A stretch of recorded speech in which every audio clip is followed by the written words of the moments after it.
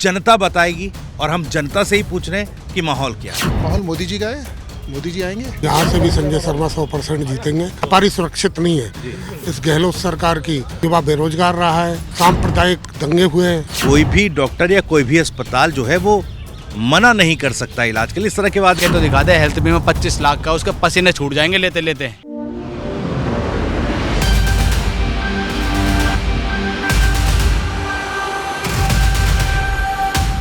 सुबह सुबह का वक्त है और टीवी 9 राजस्थान की इलेक्शन कवरेज कैंपेन लेकर मैं भविष्य त्यागी अलवर के कंपनी बाग में इस वक्त मौजूद हूं।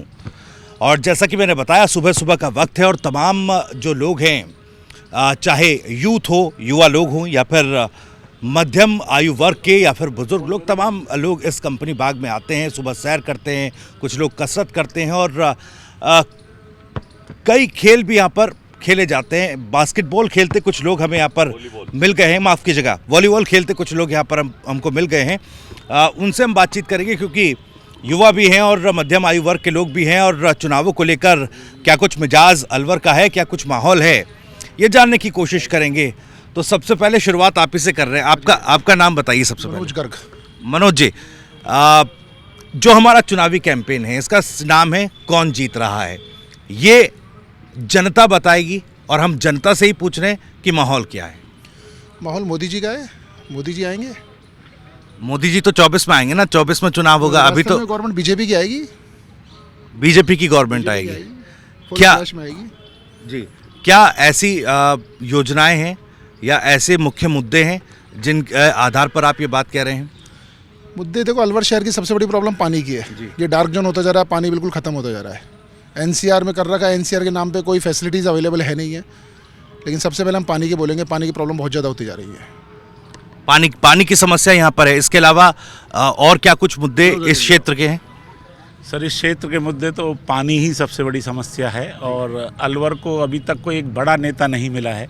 तो हम चाहेंगे कि कांग्रेस की तरफ से जैसे भंवर जितेंद्र सिंह जी है, वो अपना नॉमिनेशन यहाँ से भरे, जिससे कि अलवर को, जो कि मुस्लिम में देखा ये गया है कि कोई बड़ा नेता यदि वहाँ से खड़ा होता है तो काम कुछ अच्छे होते हैं। तो हमारा तो यही रहेगा कि भंवर जितेंद्र सिंह जी आएँ। बाकी तो आला कमान जो करेगा वो जो ठीक है। भंवर जितेंद्र सिंह अभी तो कंफ्यूजन और असमंजस की स्थिति यहाँ पर है। लेकिन एक और बात बताइएगा, पानी को छोड़ करके इस बार मुद्दे क्या कुछ होने वाले हैं वोट कास्टिंग के वक्त? सर, एक जैसे भैया ने बताया कि एनसीआर में आने के बाद जो फैसिलिटी एनसीआर के होने के बाद उल्टी अलवर पिछड़ा ही है कि वो चीज़ जो एनसीआर में जो लाभ मिलने थे वो नहीं मिले हैं। तो एक तो अलवर को एनसीआर से बाहर करके उसको राजस्थान के अंदर ही लाया जाए तो ज़्यादा बेस्ट है मेरे हिसाब से। और एनसीआर में रखते हैं तो कुछ फैसिलिटीज़ प्रोवाइड कराई जाए। एनसीआर में रखते हैं तो एनसीआर की फैसिलिटीज़ ही प्रोवाइड कराइए। पॉल्यूशन की वजह से इंडस्ट्रियां बंद हो गई हैं। एनसीआर में आने से पॉल्यूशन से तो इंडस्ट्री बंद होती है तो रोजगार में देखो बड़ा दिक्कत आती है, बिजनेस में दिक्कत आती है। तो ये चीज़ें कि एनसीआर से थोड़ा सा हटके अलवर को उसको लिया जाए।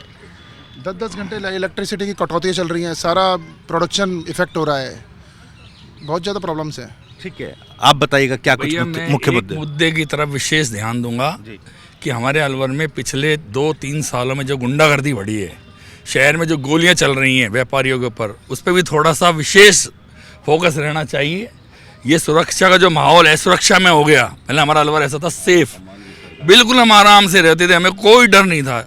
लेकिन आज घर से निकलते ही डर लगता है, पता नहीं क्या माहौल हो गया है, भय का माहौल हो गया है हमारे अंदर। बाबा ने बाउंसर रख रखा है, अपन को भी बाउंसर रखना पड़ेगा। सब बाबा ने बाउंसर रख रखा है, बहुत ज़्यादा हालत ख़राब है सर। कानून व्यवस्था का एक मुद्दा है। गहलोत सरकार की तरफ से दावा किया जाता है कि देखिए अपराधी हैं या तमाम जो इस तरह की गतिविधियां होती हैं उस पर त्वरित कार्रवाई होती है, कम समय में कार्रवाई होती है। पिछले 8 दिन पहले ही ओल्ड्रा होटल पे बुलेट हुई हैं, गोलियां चली हैं। 8 दिन में तो अभी तक कोई रेस्पॉन्स है नहीं कि किसी को पकड़ाओ, ट्रेस कराओ, क्या है क्या नहीं है। काफ़ी टाइम पहले दूध मिष्ठान भंडार पर चली थी, कुछ रेस्पॉन्स कहीं नहीं आता है। जो आता है गोलियाँ चला जाता है, पर्ची पकड़ा जाता है। ये पोजीशन हो रही है। कानून व्यवस्था का मुद्दा आप लोगों ने बताया।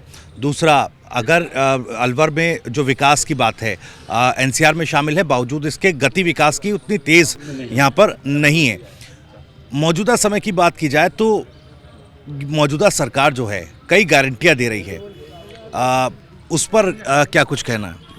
सर, गारंटी कैसे, मतलब सर देखो, फ्री का जो गवर्नमेंट देती है तो सब बंद कर देना चाहिए। ये फ्री का देने से तो गवर्नमेंट गलत काम कर रही है, देश को बहुत पीछे कर रही है। फ्री क्या होता है सर? ही जोर पड़ता है। सर गवर्नमेंट फ्री कुछ नहीं दे रही, इनडायरेक्ट वे में लोड हमारे ऊपर ही पड़ता है। वो तो फ्री का तो बंद कर देना चाहिए। राशन फ्री दे रही है, चना दाल फ्री दे रही है, प्याज कम रेटों पे दे रही है सर, नेफेड दे रही है, 2-3 दिन से दे रही है, मुझे मालूम है। जो भी फ्री दे रही है वो कोई रिक्शे वाला और वो तो कोई ले नहीं रहा है, जिनकी लाख लाख 1.5 लाख की सैलरी है वो भी भ्रष्टाचार का बहुत ले रहे हैं। तो फ्री का तो सर वो बल्कि कहते हैं ना, पब्लिक को पंगु बना रहे हैं, फ्री के दे के आदत खराब कर रहे हैं। तो ये तो फ्री का तो सब कुछ बंद हो जाना चाहिए। लेकिन ये जो आप कह रहे हैं कि फ्री की तमाम चीज़ें जो हैं बंद होनी चाहिए, ये तो हर एक सरकार या अलग अलग जगहों पर, जाएं उत्तर प्रदेश में, अगर हिमाचल में चुनाव हो रहा है तो वहाँ पर भी इस तरह के दावे वादे हर एक पार्टी कर रही है। आप कर्नाटका में जाइए, कर्नाटका में भी चुनाव हुए तो इस तरह के दावे वादे हुए। लेकिन सर ये बंद कर देना चाहिए सर, सभी जगह बंद करना चाहिए। फ्री का देके तो करप्शन बढ़ रहा है फ्री का देने से। तो इस दुकान से फ्री का सामान ले रहे हैं, दूसरी दुकान पे जाके वो हैंड टू हैंड आधी रेटों में बेच देते हैं, पैसे लेके चले जाते हैं। तो फ्री का सर अननेसेसरी यूजलेस हो रहा है सबके लिए वो। चलिए ठीक है, आप इस मामले में कुछ कहना चाह रहे थे? देखो, जहाँ तक पूरे देश का सवाल है मोदी में है, और यहाँ से भी संजय शर्मा 100% जीतेंगे। मुद्दे तो काफ़ी है, अभी अराजकता का माहौल है और लोगों में डर है, व्यापारियों में, कि कब, जैसे जो अभी भाई ने बताया, राजेश भाई ने, कि व्यापारी सुरक्षित नहीं है। बिल्कुल नहीं है, इसमें कोई शक नहीं है। और रही इस गहलोत सरकार की, पेपर सारे फेल हुए हैं, युवा बेरोजगार रहा है, व्यापारी में सुरक्षा की भावना है, सांप्रदायिक दंगे हुए हैं प्रदेश में, जो गलत है। अलवर की अगर बात की जाए, अलवर में सिटिंग एमएलए जो हैं उनके कामकाज से संतुष्ट हैं, क्योंकि कई मुद्दे उठाए गए। कल भी हम जिक्र कर रहे थे, पानी की समस्या यहाँ पर है, साफ़ सफाई की समस्या है, थोड़ा ट्रैफिक की समस्या से दो चार यहाँ पर लोगों को होना पड़ता है। संजय शर्मा ने कई बार पानी के मुद्दे सदन में उठाए हैं, विधानसभा में, और काफ़ी प्रयास किए। उन्होंने एक बार धरना भी किया था पानी के समस्या को लेकर, लेकिन उनकी राज्य सरकार ने कहीं नहीं सुनी। और संजय शर्मा इसमें पूरे प्रयासरत रहे। संजय शर्मा के पास एक विधायक कोटा था, जिस विधायक कोटा का उन्होंने पूर्ण उपयोग पानी के लिए किया, ज़्यादातर। चलिए ठीक है, कुछ युवा भी मेरे साथ यहाँ पर मौजूद हैं, उनसे भी बात करने की कोशिश करेंगे इस वक्त। क्या नाम है आपका? प्रियांशु। प्रियांशु, क्या करते हो आप? मैं आर्किटेक्ट हूँ। आर्किटेक्ट हैं, तो अभी पढ़ाई जो है वो चल रही है या फिर अभी कंप्लीट हुई है रिसेंटली? बिल्कुल। तो अब जॉब की तलाश कर रहे हैं या फिर अभी खुद का पर्सनली फ्रीलांस का जो वर्क होता है वो कर रहा हूँ मैं। क्या प्लान्स क्या हैं आगे फ्यूचर में? फ्यूचर में तो ये अपनी बड़ी के थोड़ा सा फर्म खोलना है अलवर के अंदर। फर्म अपनी आप खोलना चाहते हैं अलवर के अंदर। तो आपको लगता है कि मौजूदा समय में जो व्यवस्थाएं हैं एंटरप्रेन्योर के लिए, उस तरह की सुविधाएं या उस तरह के मौके इस समय मौजूद हैं, अवेलेबल हैं? फ़िलहाल तो नहीं है, क्योंकि मैंने भी अगर अपनी स्टडीज़ की है तो बाहर से की है। मुझे लगा कि मुझे यहाँ से करना चाहिए, पर यहाँ पे सब कुछ अवेलेबल है ही नहीं। तो मैंने देखा कि मैं यहाँ तो जयपुर जाऊँ या फिर दिल्ली जाऊँ, पर दिल्ली का माहौल ख़राब है, जयपुर में भी सब कुछ अवेलेबल नहीं है, तो मैं इसलिए पुणे गया, वहाँ से अपनी स्टडीज़ की। पुणे से आपने आर्किटेक्चर जो है वो किया। मौजूदा समय में अगर छात्रों की बात की जाए तो उनसे जुड़े मुद्दे क्या मुखर हैं? इस पॉइंट पे तो मैं कुछ कह नहीं पाऊँगा। चलिए ठीक है, तो जो फ़िलहाल पढ़ाई करके अपना काम शुरू करना चाहते हैं उनके लिए और थोड़ी सुविधाएं और मौके जो हैं वो उनको क्रिएट करने की ज़रूरत है।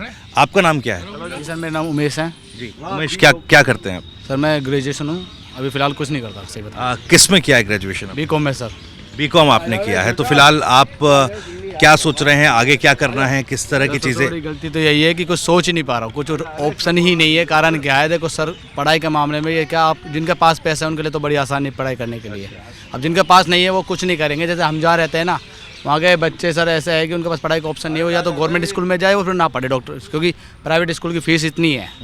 फिर दूसरी चीज़ सर, बीमारी भी हो जाता है वो बाई चांस, देखो हो रहे जैसे वायरल चल रहा है तो हम इलाज भी नहीं कर सकते। मैं आपको साफ डायरेक्ट बोलूँ तो, क्योंकि ये जो दवाई वही है सर, सरकारी अस्पताल की दवाई मैं कर रहा हूँ। आज कोई भी एक सरकारी नेता मैंने नहीं देखा लेता हुआ। वहाँ की कुछ सुविधा नहीं है सरकारी दवाइयों की, कोई नहीं लेता। आप जाओ, आप सर दर्द दिखाने जाओ, वो आपको 30 दिन की दवाई देंगे डायरेक्ट जाके। नहीं, मैं कह रहा हूँ सबसे बहुत बड़ी दिक्कत है सर हमारे देश की, कि वो ना तो सर जी देखो, ना तो खुद पल रहे, ना किसी को पलने दे रहे हैं। वो जो दे रहे हैं सरकारी दवाई दे रहे हैं, कौन लेगा उनको 30-30 दिन के लिए? सर आप कोई नहीं लेगा, वहाँ इलाज भी नहीं हो रहा। वो साहब कह देते हैं सर जो आपको, हम जाते हैं, हम जा चुका हूँ, वो खुद कहते हैं हमारे क्लिनिक पे आके मिलो हमसे प्राइवेट में फीस के लिए उनको, फिर वहाँ जाओ तो वो पहले जाँच। लेकिन आपने आप जो है स्वास्थ्य का मुद्दा ये उठा रहे हैं कि किस तरीके से जो डॉक्टर्स हैं सरकारी अस्पतालों में इलाज नहीं मिल पा रहा है, लेकिन सरकार तो ये कह रही कि देखिए राइट टू हेल्थ हम लेकर आ रहे हैं और किसी भी अस्पताल में कोई एक्सीडेंटल मामले या इस तरह के जो गंभीर मामले हैं, इमरजेंसी के जो मामले हैं, उसमें कोई भी डॉक्टर या कोई भी अस्पताल जो है वो मना नहीं कर सकता इलाज के लिए। इस तरह के वादे और हेल्थ बीमा 25 लाख रुपए तक का, इस तरह की इस बार चीज़ें आ रही हैं। लेके तो दिखा दे हेल्थ बीमा 25 लाख का, उसके पसीने छूट जाएंगे लेते लेते। मैं कह रहा हूँ वो निकालने में मतलब नहीं होता। स्कीम निकली है सर, जैसे हम जैसे बच्चों की निकलती है स्कॉलरशिप की स्कीम, हम फॉर्म भरते हैं। अभी तक मैंने मेरे भाई का IIT में एग्जाम, उसका सिलेक्शन हो चुका, फर्स्ट ईयर की बात है, मैंने उसका सब कुछ प्रोसेस डाल दिया उसकी स्कॉलरशिप के लिए कि हमारे जो पैसे लगाए वो वापस आ जाए।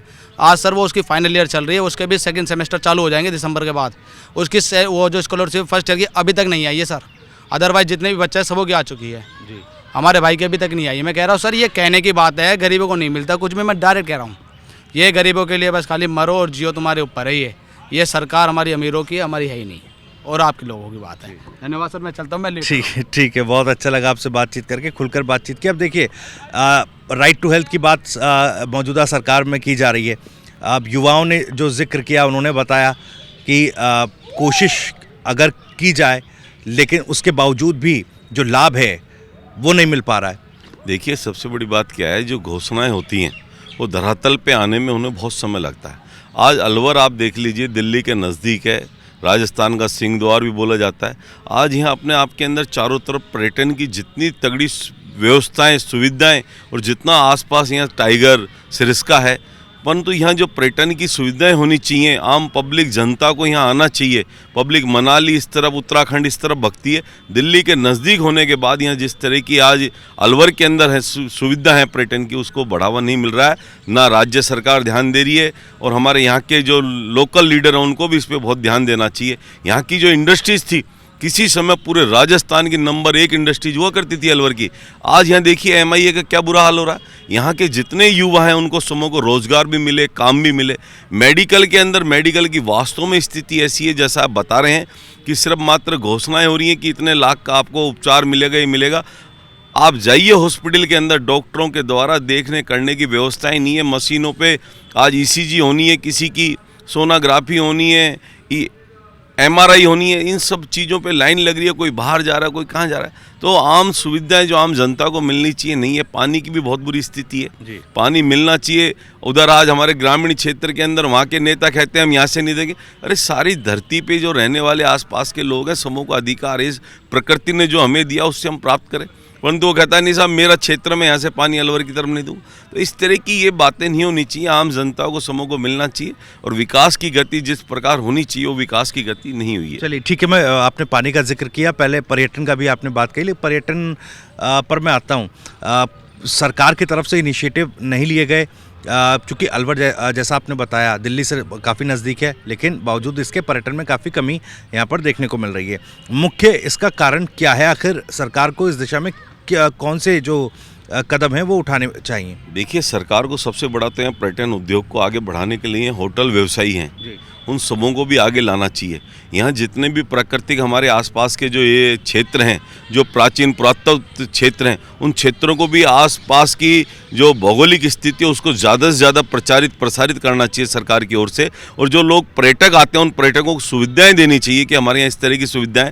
आज टाइगर, आज सवाई माधोपुर के अंदर आप देख लीजिए कुछ भी देखने को नहीं है। आज पब्लिक सवाई माधोपुर जाती है, सवाई माधोपुर में मात्र आप देखोगे जितनी पहाड़ियाँ, जंगल और जो स्थिति यहाँ है, आपको कई जगह यहाँ जाओगे तो ऐसा लगेगा हम साउथ में आगे, कहीं आप जाओगे तो आपको लगेगा कि हम उत्तराखंड आगे। तो इस तरह की यहाँ की भौगोलिक स्थितियाँ, जस्ट नज़दीक मात्र 2 किलोमीटर दूरी पे ही बाला किला है, आसपास का जोन है, वहाँ भी टाइगर है। इस समय जो स्थिति है अलवर की, पर्यटन के क्षेत्र में भी अलवर को बहुत बढ़ाया जाए, अलवर का नाम हो। यहाँ पांडुपोल है महाभारत के समय का, यहाँ आप देख लीजिए अजबगढ़ भानगढ़ है, मतलब इस तरह की चीज़ें होते सोते भी, यहाँ प्राकृतिक चीज़ें होते सोते भी यहाँ जो पर्यटन को बढ़ावा मिलना चाहिए नहीं मिल रहा, और यहाँ की जो होटल व्यवसाय इंडस्ट्रीज है वो भी कमज़ोर पड़ी हुई है। तो सरकार को इस पर ध्यान देना चाहिए, उनको अधिक से अधिक प्रसारित करें कि आइए अलवर आइए, आप घूमिए, जैसे गुजरात के अंदर मोदी जी ने किया, एक बार गुजरात जरूर घूमें, तो आप रण उसके अंदर भी देखिए, वहाँ भी पब्लिक जा रही है। तो ऐसा प्रचार प्रसार होना चाहिए सरकार की तरफ से कि जिससे कि यहाँ के उद्योगों को बढ़ावा मिले, पर्यटन को बढ़ावा मिले और युवाओं को रोजगार मिलेगा, बाहर का पैसा आएगा, तो बहुत कुछ संभव है। तो पर्यटन के लिहाज से सरकार को इनिशिएटिव लेने चाहिए, और क्योंकि कई ऐसे मसले हैं अलवर के, चाहे पानी की समस्या को लेकर हो, साफ़ सफाई की समस्या को लेकर, साफ़ सफाई की जो समस्या है, कचरे की समस्या, ये तमाम चीज़ें। और अलवर को राजस्थान की औद्योगिक नगरी कहा जाता है, राजस्थान का सिंह द्वार कहा जाता है, बावजूद इसके सरकार का फोकस इस ओर नहीं है, ये जनता का साफ तौर पर कहना है। अब आगे भी चलेंगे और मैं दिखाना चाहूँगा, देखिए कंपनी बाग में जब हम आए हैं तो लगा यहाँ पर बच्चे क्रिकेट भी खेलते नज़र आ रहे हैं, और इलाकों में हम जाएंगे और जनता से पूछेंगे कौन जीत रहा है। फिलहाल अपने साथी राहुल देव के साथ अलवर के कंपनी बाग से मैं भविष्य त्यागी।